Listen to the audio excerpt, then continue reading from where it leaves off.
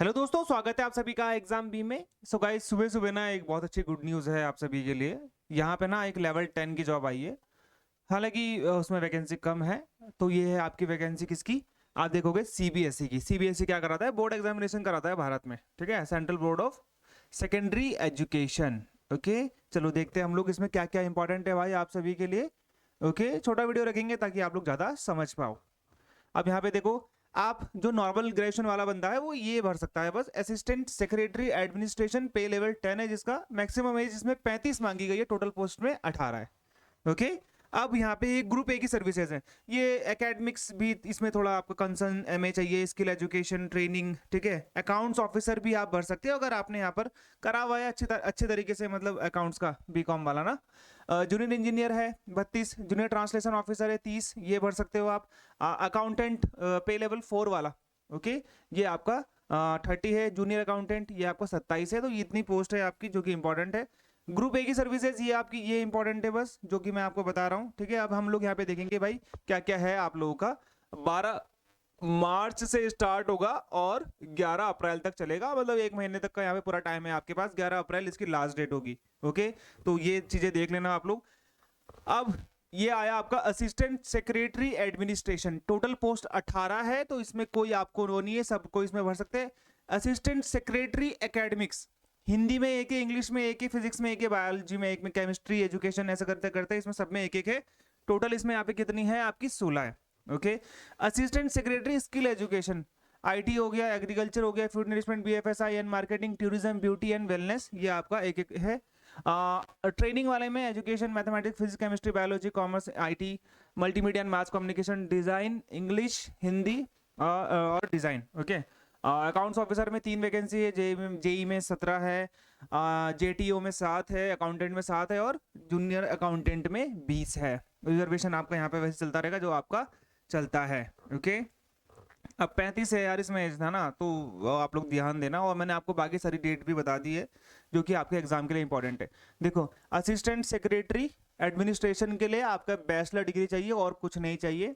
Assistant secretary academics के लिए आपका पीजी डिग्री होना चाहिए इन द रेलेवेंट सब्जेक्ट जहां पर वो मांगा गया है, जिसमें आप जैसे मैथ्स था ना उसमें, तो आपका मैथ्स में पीजी डिग्री होना चाहिए।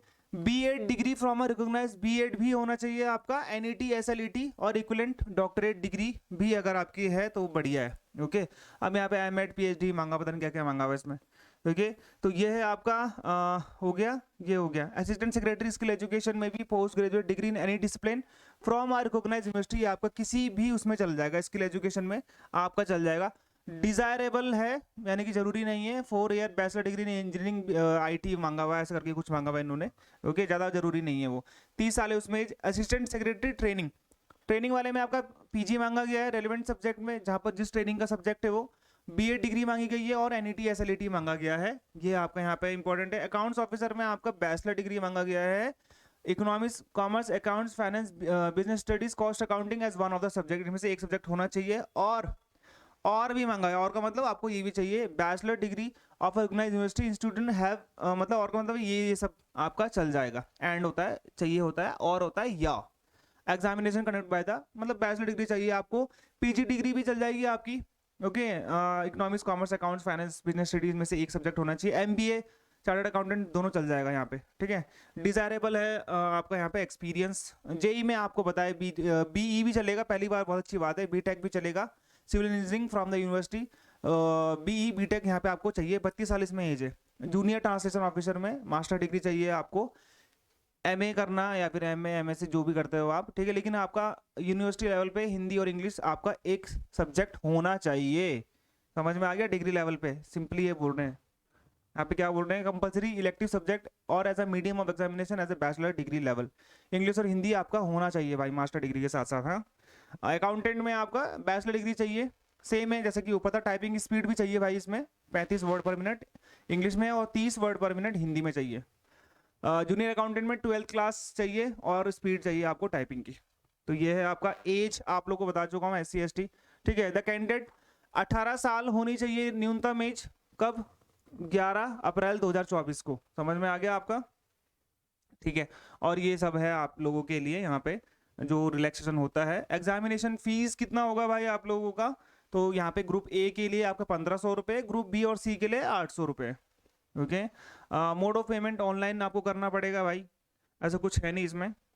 अच्छा, अब हम देखेंगे जो हमने ग्रेजुएशन वाला बोला था ना मैंने आप लोगों को, ठीक है, उस ग्रेजुएशन वाले का यहाँ पे एग्जाम पैटर्न देखेंगे। Scheme of examination admin cadre का देखेंगे हम लोग यहाँ पे। तो यहाँ पे सिंपली बोल रहे हैं interview, there will be a 2 tier examination, 2 tier का एग्जामिनेशन होगा, प्री मेंस होगा, followed by an interview based on the performance in objective MCQ type OMR based tier 1 test and a candidate in the ratio of 1:10, यानी कि जो आपका tier 1 होगा, जो वहाँ पे पोस्ट है हमारी, तो उसका 1/10 यहाँ पे टियर 1 के लिए पास किया जाएगा। ये चीज़ आप लोग को यहाँ पे समझनी है। ओके, वो टियर 2 में अपियर होंगे, मतलब 1:10। एक पोस्ट ऐसे हमारी 18, 36 है या 20 है, तो उसका यहाँ पे इंटू 10 कर दोगे तो 20 इंटू यहाँ पे 200 बच्चों को यहाँ पे पास करा जाएगा बस। ओके, टियर 1 में, ताकि वो टियर 2 दे सके। फिर टियर 2 में जब बच्चा पास हो जाएगा, उसके बाद यहाँ पे आपका अगला यहाँ पे PI यानी कि पर्सनल इंटरव्यू में 1:5 बुलाएंगे, यानी कि जो आपकी वैकेंसी है ना उसका 5 गुना यहाँ पे बुलाएंगे इंटरव्यू में। ओके, तो यहाँ पे देख लो आपका असिस्टेंट सेक्रेटरी एडमिन कैडर के लिए यहाँ पे क्या है भाई, आपके 6 पार्ट होंगे। करंट अफेयर आएगा 30 नंबर का, मतलब 30 क्वेश्चन आएंगे करंट अफेयर के। जनरल मेंटल एबिलिटी रीजनिंग बोल लो आप, 30 क्वेश्चन आएंगे। अर्थमेटिक के आपके यानी कि मैथ्स के 30 क्वेश्चन आएंगे। हिंदी भी आएगी इसमें 15 नंबर की, और इंग्लिश आएगी 15 नंबर की, और कंप्यूटर ऑपरेशन भी आपका 30 नंबर का है, मतलब 30 क्वेश्चन आएंगे। और ये हर क्वेश्चन आपका 2 नंबर का है, तो यहाँ पे आपका 2-2.5 घंटे का टाइम दिया जाएगा आपको। आपके 150 क्वेश्चन होंगे, और यहाँ पे आपको 300 डबल कर देना आप लोगों का, तो यहाँ पे 300 हो गया। ठीक है, तो ये चीज़ आपको यहाँ पे समझनी है भाई। तो ये हो गया आपका यहाँ पे, ज़्यादा कुछ है नहीं इसमें अलग सा। हाँ, जब आप रिटर्न एग्जामिनेशन दोगे, लिखने वाला आएगा अब ये वाला, ठीक है, part 1 current affair, general awareness, economics, social political, scientific and technology development in India, Indian history and culture, geography of India and the world, growth of Indian education system and school boards. Total marks 160 का होगा। अब इसमें number of question कितने होंगे ये depend करता है, 5 होंगे, 6 होंगे। पार्ट 2 भी होगा इसमें, administrative theory, administrative behaviour, principle of organisation, personal administration and finance, administration accountability and control, public policy, planning, technique of administrative improvement and administrative reform. ये आपका टोटल मार्क्स 80 हो जाएगा। ठीक है, 3 घंटे का पेपर होगा। पार्ट 3 होगा कॉन्स्टिट्यूशन ऑफ इंडिया, पॉलिटी वॉलिटी वाला। पार्ट 4 होगा आपका एस्से राइटिंग, इंग्लिश या हिंदी में, मे भी ये एक इंग्लिश में होगा, एक हिंदी में होगा, 20-20 नंबर का। ठीक है, तो ये आपका 3 घंटे का होगा। टोटल आपके यहाँ पे टोटल मार्क्स 320 नंबर के होंगे। इंटरव्यू में आपका यहाँ पे देखा जाएगा भाई मेरिट जो आपकी ली जाएगी। ये है आपका एकेडमिक्स ट्रेनिंग वाला, जिसमें अलग से मांगा गया था। इसमें भी सेम वही सिनेरियो है, current affair, skill for academic and office work, general aptitude in area. यहाँ पे 150 क्वेश्चन है, 300 मार्क्स का, 50-50 नंबर का है वहाँ पे। ठीक है, टियर 2 आपका सब्जेक्ट स्पेसिफिक होगा, अलग अलग होगा। ये आपका कौन सा है, ये आपका है अकाउंट्स ऑफिसर का। अकाउंट्स ऑफिसर का भी सेम है, ज़्यादा कुछ है नहीं, जब वही वाला है सेम जैसे कि आपका एडमिनिस्ट्रेशन वाला था। रिटर्न एग्जामिनेशन में इसमें पूरा का पूरा कॉमर्स वाला आना है, पॉलिटी भी आएगा। जूनियर इंजीनियर का भी उसके हिसाब से, सब्जेक्ट के हिसाब से। ठीक है, ट्रांसलेशन ऑफिसर का भी वही वैसे ही है, 150 क्वेश्चन है, लेकिन थोड़े थोड़े अलग है। करंट अफेयर है, एग्जामिनेशन बोर्ड्स के बारे में पूछा जाएगा यहाँ पे। अकाउंटेंट का भी सेम अकाउंट्स जैसा है। ओके, जूनियर अकाउंटेंट का general knowledge and current affair है, रीजनिंग है, जनरल इंग्लिश हिंदी है, और फिर यहाँ पे अकाउंटिंग सिस्टम के बारे में, यहाँ पे डाटा एंट्री के बारे में पूछा गया है। ओके, सिर्फ एक ही पेपर लग रहा है मुझे उसमें, बाकी में और कुछ है नहीं।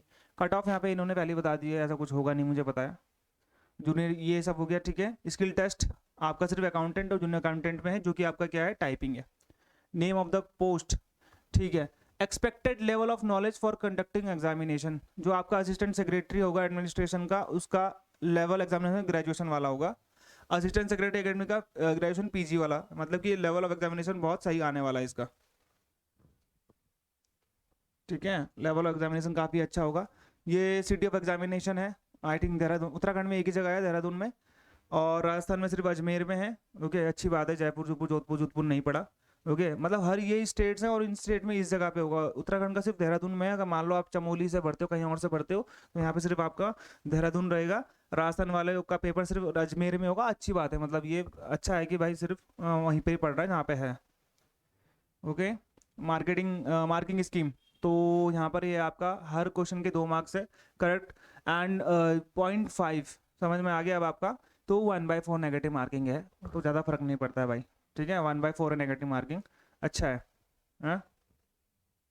बाकी इसमें ऐसा कुछ है नहीं जो आपको लगेगा। ठीक है, एमसीक्यूज पेपर होगा पहला वाला, और दूसरा वाला यहाँ पे आपका नॉर्मल पेपर है, उसमें ऐसा कुछ है नहीं, ठीक है। मतलब कि लिखने वाला पेपर होगा, उसकी तो तैयारी ढंग से करनी पड़ती है भाई। ये सब आपके वो है, ठीक है। बाकी इन्होंने कुछ ऐसा दे नहीं रखा है आई थिंक, ठीक है। सब इन्होंने यहाँ पे डॉक्यूमेंट्स से रिलेटेड दे रखी है कि भाई आपके डॉक्यूमेंट्स ऐसे ऐसे होने चाहिए, ठीक है। तो ये एनसीईआरटी की सीबीएसई की वैकेंसी है, तो आप लोग के काम आएगी भाई। और फिर भी अगर आप लोग का कोई क्वेश्चन होगा तो आप लोग मुझसे पूछ लेना, टेलीग्राम का लिंक नीचे है, वहाँ पे जाओ, ये आपको मिल जाएगा, और बहुत सारी चीज़ें वहाँ पे आपको मैंने डाल रखी हैं, ठीक है। तो मिलते हैं हमारे अगले वीडियो में, तब तक के लिए गुड बाय एंड जय हिंद।